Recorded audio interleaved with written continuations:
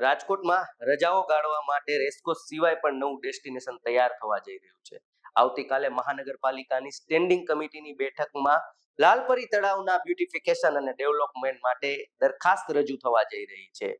Plan જોઈને લાગી રહ્યું છે કે અહીંયા નેચર અને વોકિંગ માટેની બેસ્ટ સ્પેસ બનશે. રાજકોટ વાસીઓ તૈયાર થઈ જાઓ. શહેરના પૂર્વ વિસ્તારની શાન ગણાતા લાલપરી તળાવનો હવે કાયાકલ્પ થવા જઈ રહ્યો છે.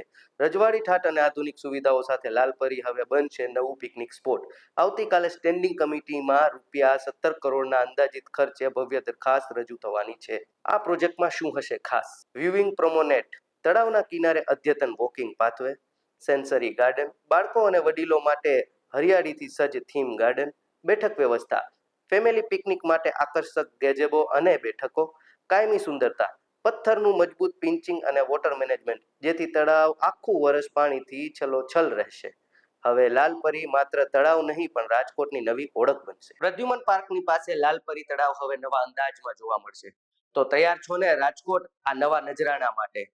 આ માહિતીને તમારા મિત્રો સાથે વધુને વધુ શેર કરો. આવી જ રસપ્રદ માહિતી અને વિષયો જોવા અને જાણવા માટે ફૂલછાપ ડિજિટલ સાથે જોડાઈ જાઓ.